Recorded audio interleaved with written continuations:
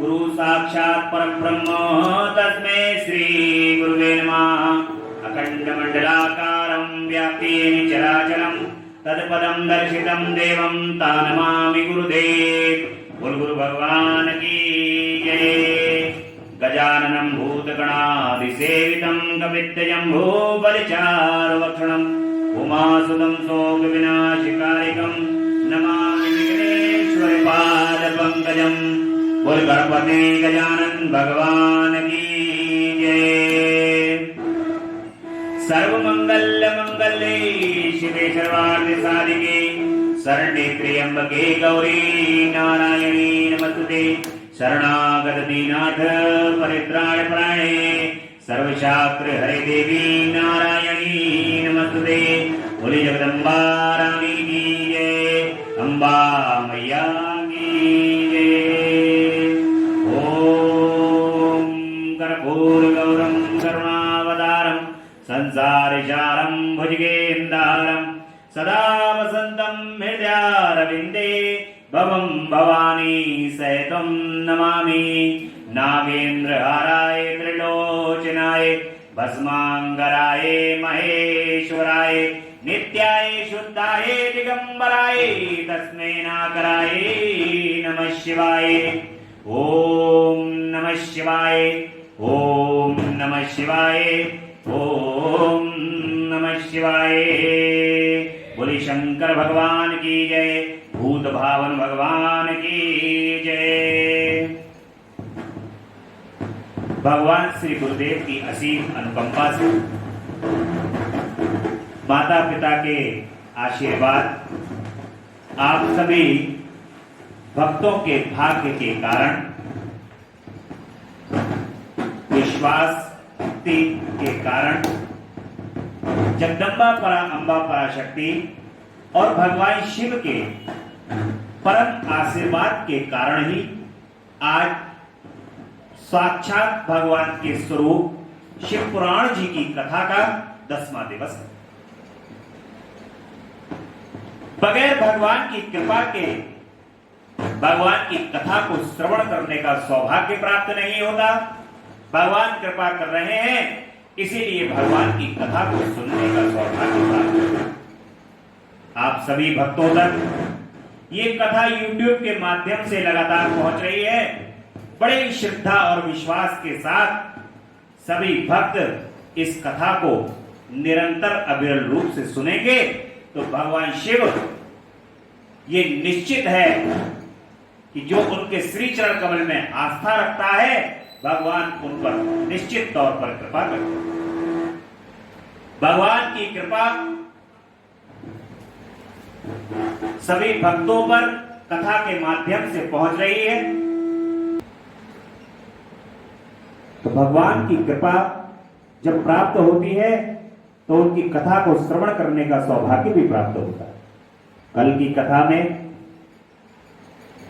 किस प्रकार से हमें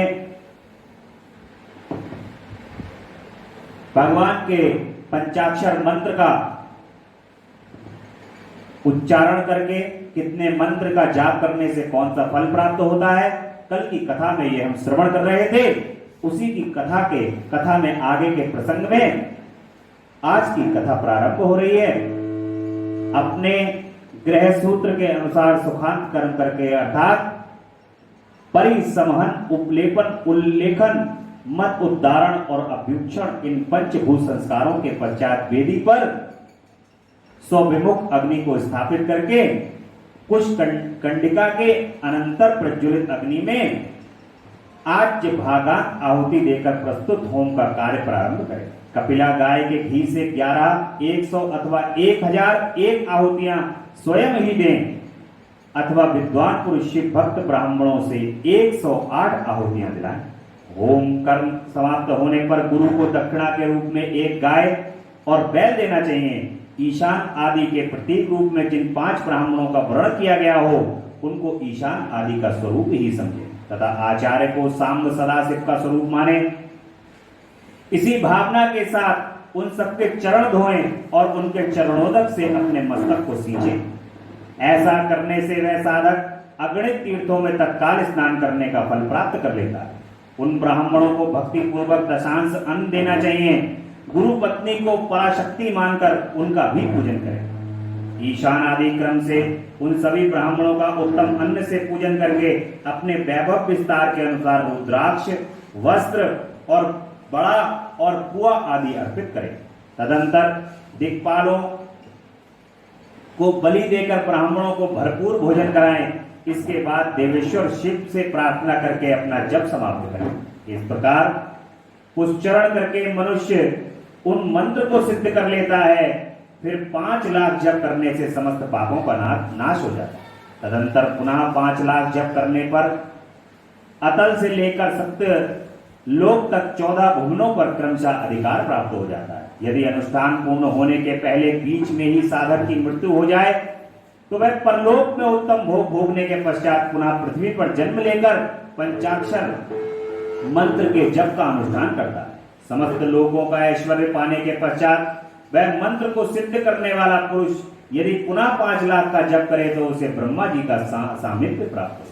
पुनः 5 लाख का जप करने से वह सारूप्य नामक ऐश्वर्य को प्राप्त कर लेता है। 100 लाख जप करने से वह साक्षात ब्रह्मा के समान हो जाता है। इस तरह कार्य ब्रह्म हिरण्यगर्भ का सायुज्य प्राप्त करके वह उस ब्रह्म का प्रलय होने तक उस लोक में यथेष्ट भोग भोगता।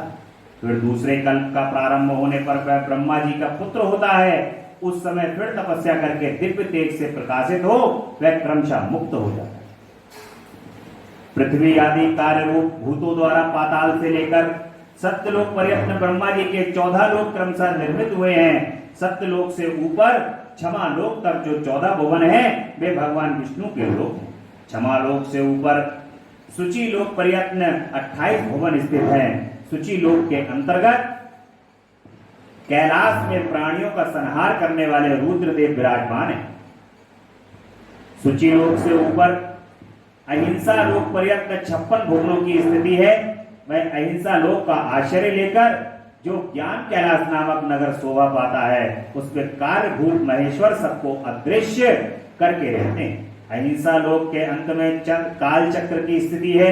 यहाँ तक महेश्वर के विराट स्वरूप का वर्णन किया गया है। वहीं तक लोकों का विधान अथवा लय होता है। उससे नीचे कर्मों का भोग है और उससे ऊपर ज्ञान का भोग है। इसके नीचे कर्म माया है और उसके ऊपर ज्ञान माया है। अब मैं कर्म माया और ज्ञान माया का तात्पर्य बता रहा हूं। मां का अर्थ है लक्ष्मी, उससे कर्म भोग याद प्राप्त होता है, इसलिए वह माया अथवा कर्म माया कहलाती है।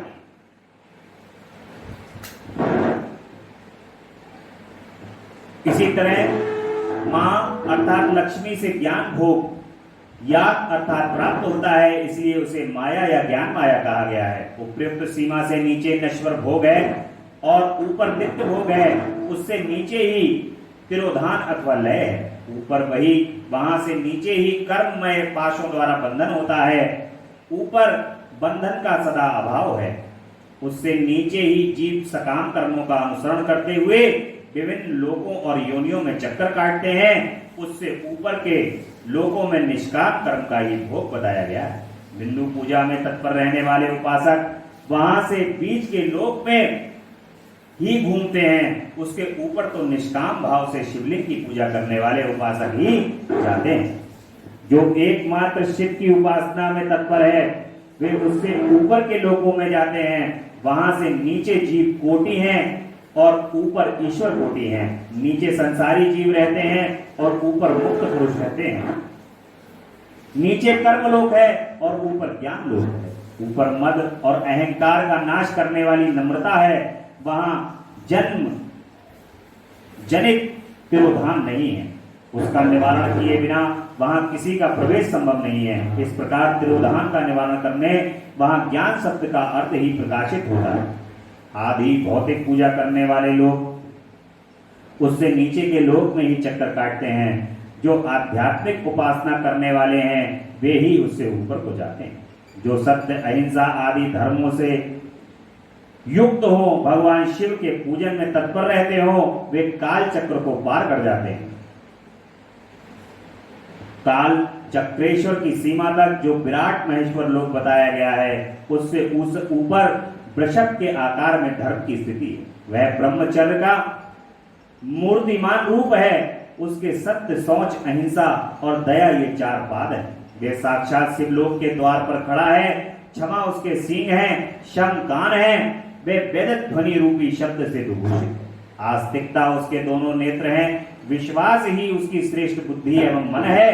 क्रिया आदि धर्म रूपी जो वृषभ है, वे कारण आदि में स्थित है। ऐसा जानना चाहिए, इस क्रिया रूप वृषभार द्वारा धर्म पर कालातीत शिव आरूढ़ होते हैं। ब्रह्मा, विष्णु और महेश्वर की जो अपनी अपनी आयु है, उसी को दिन कहते हैं, तथा धर्म रूपी वृषभ की स्थिति है, उससे ऊपर न दिन है और न रात्रि।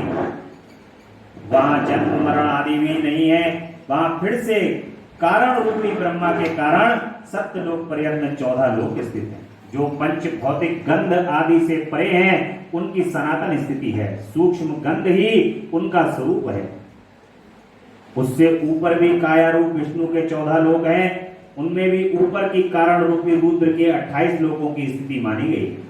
फिर उनसे भी ऊपर कारणेश शिव के 56 लोक विद्यमान है। तदंतर शिव समस्त ब्रह्मचर्य लोक और वही 5 अवरोणों से युक्त ज्ञानमय कैलाश हैं, तथा 5 मंडलों तथा 5 ब्रह्म कलाओं और आदि शक्ति से संयुक्त आदि लिंग प्रतिष्ठित है।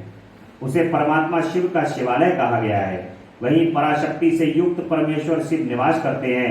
वे सृष्टि, पालन, संहार, तिरोभाव और अनुग्रह इन 5 कृत्यों में प्रवीण है। उनका श्री विग्रह सच्चिदानंद स्वरूप है। वे सदा ध्यान रूपी धर्म में ही स्थित रहते हैं और सदा सब पर अनुग्रह किया करते हैं। वे स्व आत्माराम और समाधि रूपी आसन पर आसीन हो नित्य विराजमान होते हैं। कर्म एवं ध्यान आदि का अनुष्ठान करने से क्रमशः साधन पथ में आगे बढ़ने पर उनका दर्शन साध्य होता है। नित्य नैमित्तिक आदि कर्मों द्वारा देवताओं का यजन करने से भगवान शिव के समाराधन कर्म में मान लगता है। क्रिया आदि जो शिव संबंधी कर्म है, उनके द्वारा शिव ज्ञान सिद्ध करे। उन्होंने शिव तत्व का साक्षात्कार कर लिया है अथवा जिन पर शिव की कृपा दृष्टि पड़ चुकी है, वे सब मुक्त ही हैं। इसमें कोई संशय नहीं है। जिन पर भगवान शिव की कृपा दृष्टि पड़ जाती है, जो भक्त भगवान को दिन और रात याद करते हैं, जो अपने भगवान शिव को दिन रात याद करते हैं, ओम नमः शिवाय का दिन रात जाप करते हैं, भगवान शिव की कृपा दृष्टि उन पर पड़ ही जाती है। और जब भगवान शिव की कृपा दृष्टि पड़ती है, तो व्यक्ति मुक्त ही। संसार का कार्य करने के बावजूद भी जिन पर भगवान शिव कृपा कर देते हैं, वो इस संसार में होते हुए भी संसार से मुक्त है। क्योंकि जहां शिव है, वहां मुक्ति तो निश्चित है। जो भगवान शिव के परम भक्त हैं, उनके श्री चरण कमल में जो आस्था रखने वाले हैं, उनका किसी और रूप में किसी और के द्वारा ले जाना संभव नहीं है। वे तो भगवान शिव के लोक में शिव के गणों के द्वारा ही ले जाए जाते। इसमें कोई संशय नहीं है। आत्मस्वरूप से जो स्थिति है, वही मुक्ति है। एकमात्र अपने आत्मा में रमण का आनंद का अनुभव ही मुक्ति का स्वरूप है। जो पुरुष क्रिया, जप, तप, ज्ञान और ध्यान रूपी धर्मों में भली भांति स्थित है, वहां शिव का साक्षात करके स्व आत्मा रूप मोक्ष भी प्राप्त कर लेता है। जैसे सूर्यदेव अपनी किरणों से अशुद्धि को दूर कर देते हैं, उसी प्रकार कृपा करने में कुशल भगवान शिव अपने भक्त के अज्ञान को मिटाते हैं। अज्ञान की निवृत्ति हो जाने पर शिव ज्ञान स्वतः प्रकट हो जाता है। शिव ज्ञान में अपना विशुद्ध स्वरूप आत्मा तत्व प्राप्त होता है और आत्मा राम तत्व की सम्यक सिद्धि हो जाने पर मनुष्य कृत्य हो जाता है। इस तरह जहां जो कुछ बताया गया है, वह पहले मुझे गुरु परंपरा से प्राप्त हुआ था। तत्पश्चात मैंने पुनः नंदीश्वर के मुख से इस विषय को सुना था। नंदी स्थान से परे जो स्व संवेद शिव वैभव है, उनका अनुभव केवल भगवान शिव ही है। साक्षात शिवलोक के उस वैभव का ज्ञान सबको शिव की कृपा से ही प्राप्त होता है। जहां पर नंदी जो हैं वो साक्षात भगवान शिव का ही स्वरूप है।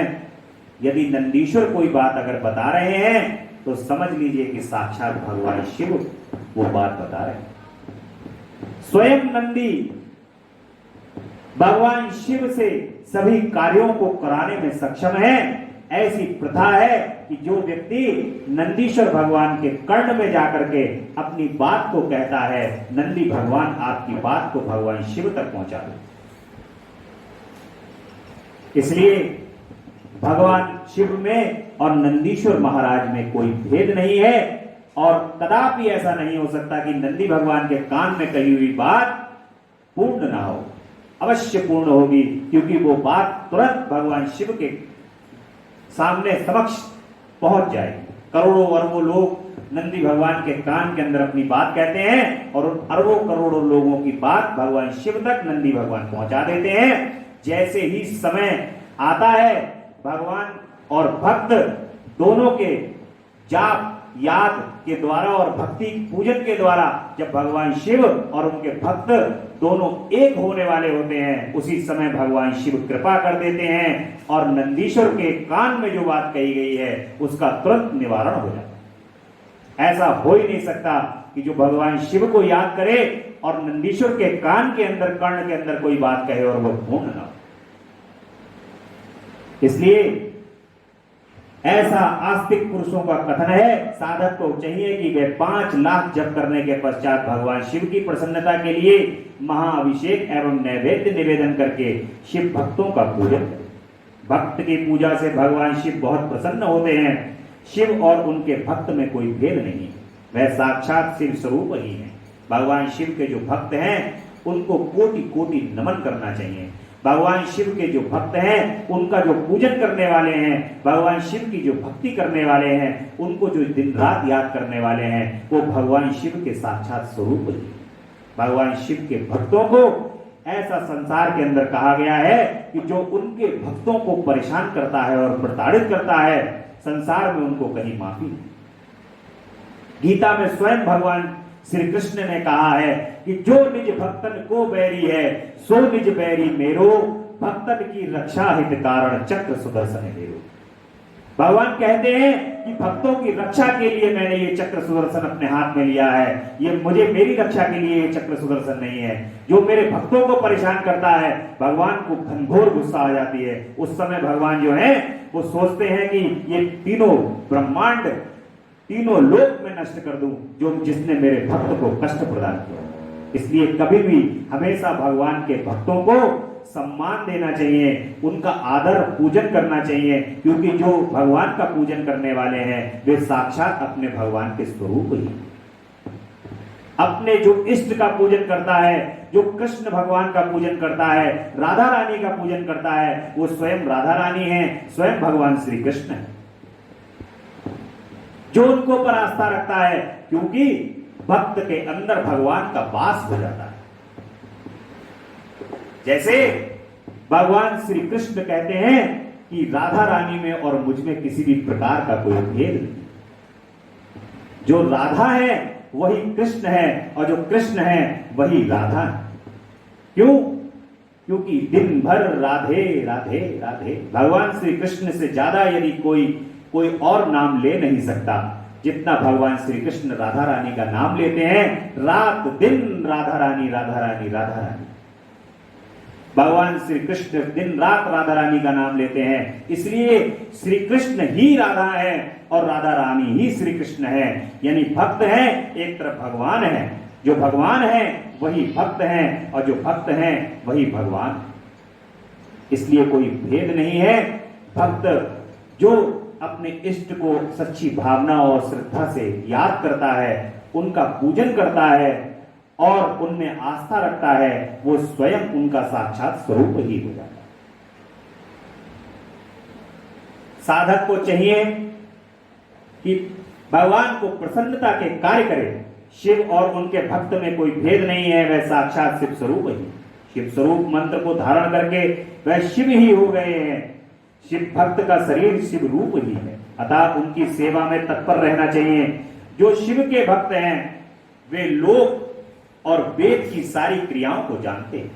देखिए जो परंपरा है, जैसे इस वक्त अभी कांवड़ लेकर के जो कांवड़ यात्री आ रहे हैं, भगवान शिव का जो जल लेकर के आ रहे हैं, जिन लोगों को रास्ते में उन कांवड़ियों को सेवा करने का जो सौभाग्य प्राप्त होता है, तो आप समझ लीजिए जो कांवड़ में जल लेकर के आ रहे हैं, भगवान शिव के साक्षात आप सेवा का आपको अवसर प्राप्त हो।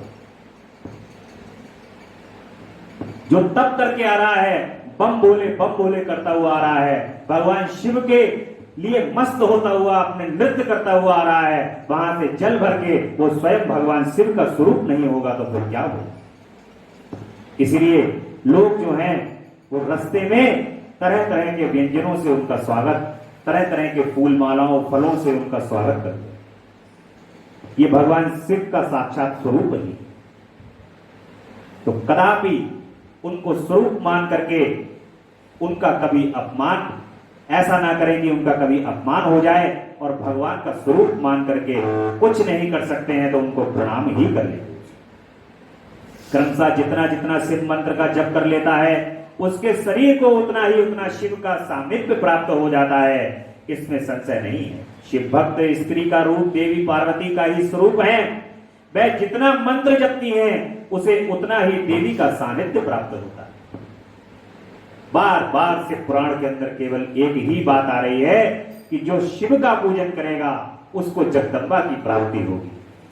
राधे राधे जपोगे तो चले आएंगे बिहारी।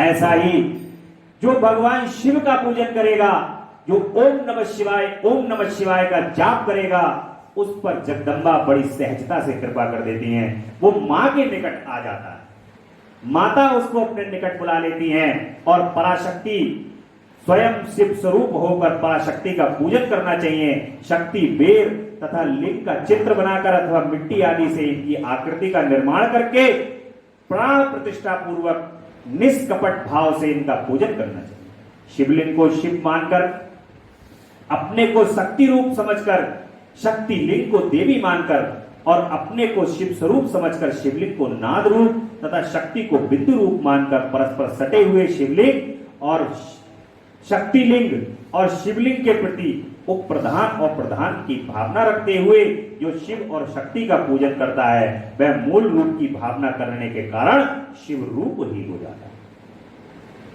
कल भी प्रसंग आया था तो कहा था कि भगवान शिव का पूजन कभी अकेले ना करें। भगवान शिव के साथ मां का स्मरण अवश्य करें। जहां शिवलिंग हो वहां पर जल चढ़ाते समय एक बार जगदम्बा का स्मरण करके मां के नाम से भी एक बार जल की धारा अवश्य दें। जो भक्त ऐसा करते हैं उनको साक्षात जगदम्बा अम्बा पराशक्ति की कृपा प्राप्त हो जाती है। शिव भक्त शिव मंत्र रूप होने के कारण शिव के ही स्वरूप है। जो 16 उपचारों से उनकी पूजा करता है उसे अभिष्ट वस्तु की प्राप्ति होती है। जो शिव लोग पासक शिव भक्त की शिव आदि उसके करके उसे आनंद पाता है, उस विद्वान पर भगवान शिव बड़े प्रसन्न होते हैं। 5, 10 या 100 सापत्नी शिव भक्तों को बुलाकर भोजन आदि के द्वारा पत्नी सहित उनका सदैव समादर करें। देखिए जो भगवान शिव के भक्त हैं, भगवान शिव को जल चढ़ाने वाले कुछ लोग ऐसे भी हैं जो चालीसा करते हैं भगवान शिव का, तो कोशिश करें कि आप यदि सामर्थ्यवान हैं तो उन सामर्थ्यवान लोगों को 20 बुलाएं, 30 बुलाएं, 40 बुलाएं, 50 बुलाएं, जो क्षमता हो जाए उन शिव भक्तों को अपने घर पे बुलाकर पति पत्नी सहित उनका भोजन कराएं। आपको भगवान शिव और जगदम्बा की कृपा प्राप्त होगी। जो शिव भक्त आपके यहाँ आएंगे और सापत्नी आकर के जो भोजन करेंगे उससे भगवान शिव को बड़ा आनंद आता है। ऐसा भगवान शिव के शिव पुराण के अंदर स्वयं नंदीश्वर महाराज कह रहे हैं, पत्नी सहित उनका सदैव समादर करें। धन में, देह में और मंत्र में शिव भावना रखते हुए उन्हें शिव और शक्ति का स्वरूप जानकर निष्कपट भाव से उनकी पूजा करें। ऐसा करने पर पुरुष इस भूतल पर फिर जन्म नहीं लेता। आज की कथा भगवान शिव की कृपा से यही विश्राम लेगी और बड़ा ही सुंदर प्रसंग था आज की कथा में। भगवान शिव के जो भक्त हैं उनको अपने घर पर बुलाकर आदर पत्नी भोजन कराना चाहिए। तो आप शिव और शक्ति दोनों का यहाँ पर पूजन कर लेते हैं और आप ऐसा करने से कहते हैं कि पुरुष इस भूतल पर फिर जन्म नहीं लेता। इस भूतल पर आने से वो मुक्त हो जाता है। जो भगवान शिव के जो भक्त हैं उनको घर पर बुला करके भोजन करा करके संतुष्ट करता है। कल की कथा में बंधन और मोक्ष का विवेचन किया जाएगा। भगवान शिव की पूजा का उद्देश्य, लिंग आदि में शिव पूजन का क्या विधान है और भस्म के स्वरूप का निरूपण, महत्व, शिव एवं गुरु शब्द की व्युत्पत्ति तथा शिव के भस्म धारण करने का क्या रहस्य है, ये कल की कथा में हमें जानने का अवसर प्राप्त होगा। आज की कथा भगवान शिव और जगदम्बा की कृपा से यही विश्राम ले रही हैं और कल मां जगदम्बा और भोलेनाथ कृपा करेंगे और हम आगे की कथा के प्रसंग को सुनेंगे। बोले शंकर भगवान की जय, जगदम्बा रानी की जय। तेरा पल पल बीता जाए मुझसे जपले नमः शिवाय, तेरा पल पल बीता जाए मुझसे जपले नमः शिवाय। ओम नमः शिवाय, ओम नमः शिवाय, ओम नमः शिवाय, ओम नमः शिवाय। मुसाफिरी जब पूरी होगी चलने की मजबूरी होगी, मुसाफिरी जब पूरी होगी चलने की मजबूरी होगी। अवसर खाली न जाए मुझसे जपले नमः शिवाय, तेरा अवसर खाली न जाए मुझसे जपले नमः शिवाय। ओम नमः शिवाय, ओम नमः शिवाय, ओम नमः शिवाय, ओम नमः शिवाय। ओम शंकर भगवान की जय, महामृत्युंजय भगवान की जय। ओम